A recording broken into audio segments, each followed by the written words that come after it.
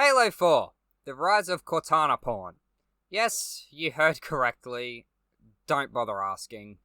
Way back when Halo 4 was announced, people were excited beyond belief. A new Halo game? Count me in.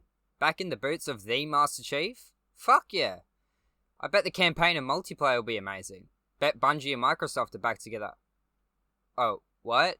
What's that? It's being made by a different developer? One that's brand new and mostly unfamiliar with Halo as a franchise? Fuck this game! That's obviously not really how it went with the Bungie and Microsoft part, but let's just roll with it. What did people actually think about Halo 4? It's fucking shit, that's what. The multiplayer, the campaign, and don't even get the people that are still in 2012 started on Spartan Ops. So let's see if Halo 4, the first chapter in the Reclaimer saga, is any good. First, let's have a look at arguably the worst part of Halo 4, Spartan Ops. Spartan Ops, as far as I'm concerned, isn't really that bad. To me, it's basically just Firefight, but with a half-assed story thrown in to try and make it into a second campaign, which, as you probably guessed already, flopped super fucking hard. There was originally going to be more missions added to Spartan Ops, but as I said before, you'd be able to guess why there isn't. So, let's talk about why I don't really like Spartan Ops, but yet I still have a bit of fun playing it. Really, the only thing I don't like about it, it's just Firefight, but with infinite lives and an end goal that isn't really that great. Now let's see what I do like about it. It's just one line. Finally got that bird for you, Miller. God, Dalton just sounds so done with Miller's shit. It's honestly kind of funny. Now, I don't really like some of the characters that are exclusive to Spartan Ops, but there are some good moments. But they're not really that memorable in their own right, and I just don't really play Spartan Ops anyway. Now onto the main campaign. Halo 4's story isn't as memorable as, say, Halo 2 or Halo 3. But you can't deny the amount of depth they tried to put into Chief and Cortana's relationship. See, in the Halo universe, smart AIs go through a stage towards the end of their lives called rampancy. It's essentially a fancy way of saying they quite literally think themselves to death, and depending on how much knowledge they have stored within themselves, the faster or slower they go rampant. AIs in Halo start to deteriorate after about 7 years. It just happens that Cortana was put into service 8 years before the events of Halo 4 take place. I'm sure you can see where this story is going. Here's a little thought I want you to have. All the way through the game, you're trying to save Cortana from rampancy, right? Well, what if I told you, in doing that, you're also speeding up the rampancy process by having her open doors, portals, etc.?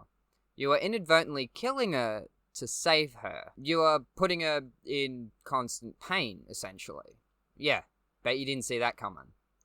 At the end of the game, she does end up dying, in a sense. They end up retconning her death in Halo 5.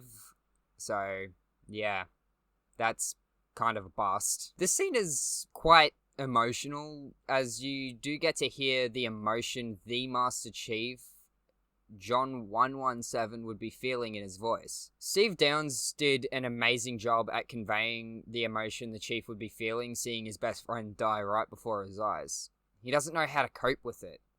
It felt really weird watching this scene for the first time, as you don't ever hear any emotion in Chief's voice all throughout the games he's in. He knows he has a job to do and is expected to do it. Lasky, who is an absolute lad, is almost like a father figure to Chief, because you gotta remember, Spartan 2s were kidnapped at the age range of 6 to 8 years old. They never got to learn how to deal with grief. Lasky also lost someone he cared about early in his life, which is why he says, "You don't talk much, do you?"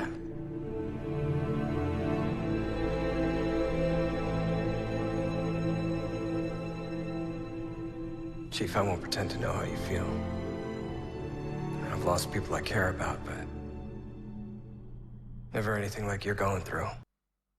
So, do I like the campaign? Surprisingly, yes, I do. Sure, it might feel like a forced love story, but you need to keep in mind Chief and Cortana's love isn't romantic. It never has, and it may never be. Halo 4's story is kinda hard to label as a love story. Sure, Chief and Cortana do love each other, but as very old friends. The kind of friend that you can't get rid of, almost like an annoying sibling. Anyway, That's all I have to say about the campaign. Now, what about the multiplayer?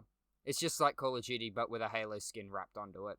That's all I gotta say about it. It's not bad by any means, but it just feels so similar to COD that I just get bored of it after a while, and I don't like saying that about Halo. It just feels like a COD clone, because for a very long time, COD was copying from Halo. The Pelican, the Sniper, among other things. I'm just going to say this now.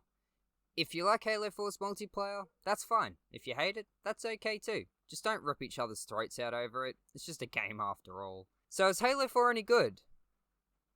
Alright, is it worth playing in 2021? Hey, thanks for watching. I know I went on about the story for a bit too long, but that's what happens when you appreciate a decent story when no one else will. I'm not going to go on for very much longer because everyone would have things to do, but I just want anyone watching this far to know that I appreciate it. Even though my channel is tiny as fuck, if I can make one person's day just that little bit more enjoyable, then that will make my day just a little bit more enjoyable knowing that I've done that. Even if it's just one person. I've gone through some rough fucking shit and have done self-harm, but I saw a creator here on YouTube that just made me realize that people do care about me. Even if it's not my only parent that I have in my life. If any of you are going through a shit time, there are places that do help. Obviously, it doesn't work for everybody, and if that's the case for you, try talking to a family member that you trust or a close friend. If you have hurt yourself, show them that, but also explain why you did it. It helps. It really does. I don't know how this went from a game review to a mental health advice video. Maybe I'm just going through something and I just don't know it yet. Who knows? But just remember to keep your head high and your eyes forward. Because you matter. Have a good one, and don't forget to take out the blow dryer.